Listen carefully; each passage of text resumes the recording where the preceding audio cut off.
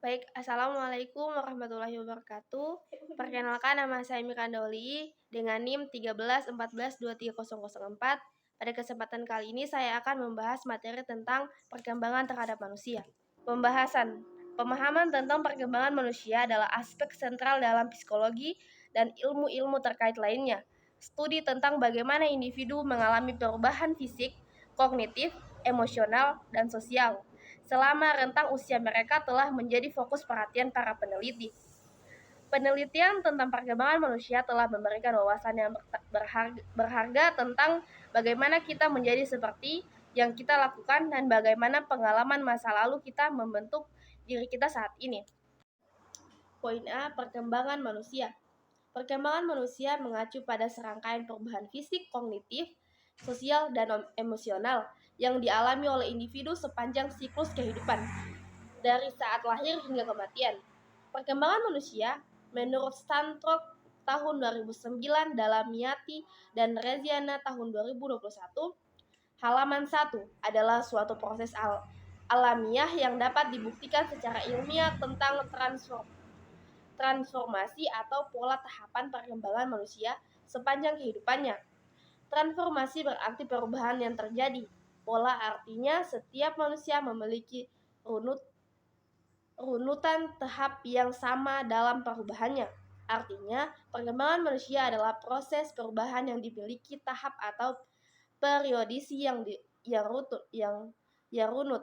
Beberapa aspek utama dari pengertian perkembangan manusia. Yang pertama, perkembangan fisik. Perkembangan fisik ini mencakup perubahan dalam tubuh manusia seperti perubahan tinggi, berat badan, perkembangan organ internal, perkembangan sistem saraf, perkembangan otot, dan perubahan biologis lainnya yang terjadi sepanjang hidup individu. Yang kedua, perkembangan kognitif. Perkembangan ini mengacu pada perubahan dalam pemahaman, pengetahuan, pemecahan masalah berpikir, dan kemampuan intelektual lainnya. Ini mencakup perkembangan bahasa, proses berpikir, memori, dan kemampuan untuk belajar dari pengalaman. Yang ketiga, perkembangan sosial. Perkembangan ini berkaitan dengan cara individu berinteraksi dengan orang lain dan mengembangkan hubungan sosial. Ini mencakup perkembangan keterampilan sosial, kemampuan untuk berempati, identitas sosial, dan pemahaman tentang norma sosial dalam nilai-nilai masyarakat. Yang terakhir, perkembangan emosional. Perkembangan ini melibatkan perubahan dalam pengalaman emosi dan cara mengelola mereka. Ini mencakup pemahaman dan pengendalian emosi, perkembangan konsep diri, dan perkembangan respon emosional terhadap situasi tertentu. Poin B, perkembangan komunisi. Perkembangan komunisi adalah istilah yang mungkin merujuk pada perkembangan atau evolusi ideologi komunis atau sistem komunis dalam sejarah. Ideologi komunis adalah pandangan terhadap dan ekonomi yang menekankan kepemilikan kolektif atau sumber daya dan produksi serta tekanan akhirnya adalah menciptakan masyarakat tanpa kelas sosial dan distribusi yang adil dari kekayaan dan kekuasaan. Beberapa titik penting dalam perkembangan komunis termasuk perkembangan teori Marxisme. Karl Marx dan Friedrich Engels adalah pemikir awal dalam pengembangan teori komunis dengan karya mereka yang terkenal Manifesto Komunis. Pada tahun 1848, mereka mengidentifikasi dasar-dasar ideologi komunis. Yang kedua, perkembangan gerakan buruh internasional atau Marxisme menjadi dasar untuk perkembangan gerakan buruh internasional yang memperjuangkan hak kerja dan tujuan komunis. Ini termasuk pendirian serikat buruh dan organisasi serupa di seluruh dunia. Seiring berjalannya waktu, perkembangan komunis juga terkait dengan isu-isu seperti hak asasi manusia, ekonomi, politik, dan hubungan internasional yang meliputi perkembangan di Eropa Timur, reformasi di Tiongkok, dan ketiga, koreksi kebijakan di Uni Soviet. Poin C, perkembangan pribadi dan sosial. Perkembangan pribadi dan sosial adalah proses sepanjang kehidupan yang melibatkan banyak aspek, dari berbagai fisik hingga perkembangan moral dan etika.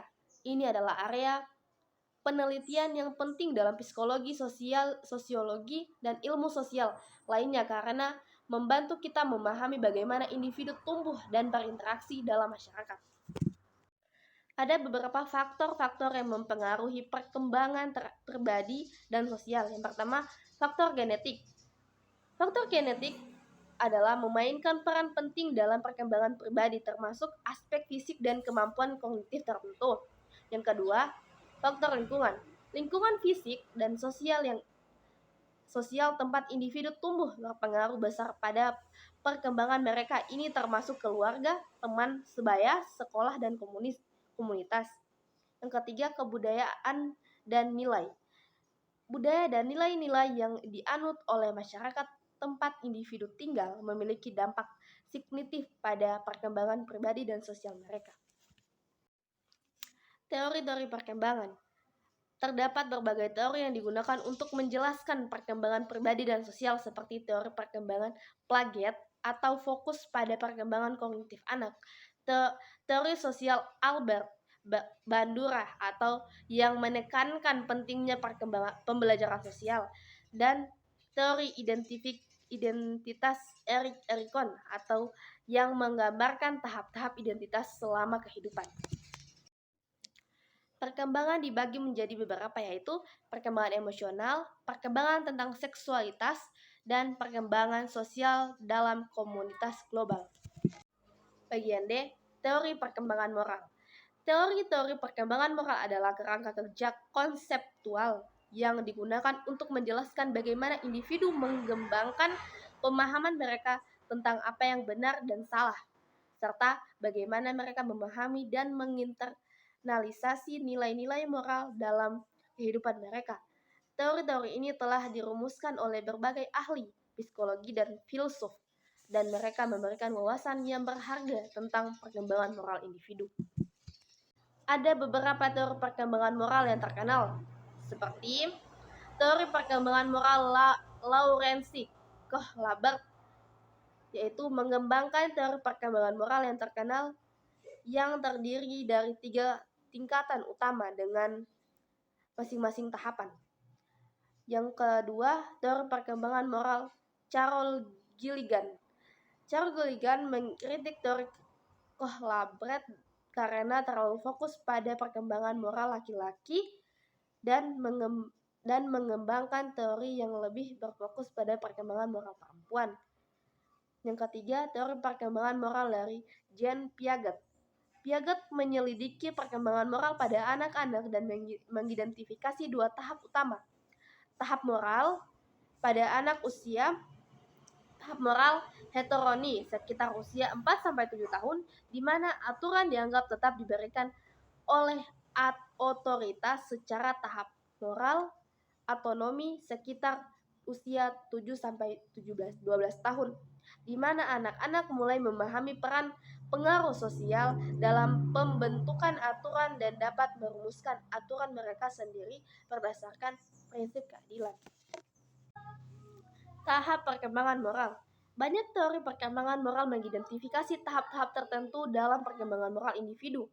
Misalnya, teori Kohlberg mengidentifikasi 3 tingkat utama: moralitas prekonvensional, moralitas konvensional, dan moralitas postkonvensional. Setiap tingkatan memiliki tahap-tahap yang berbeda dalam perkembangan moral.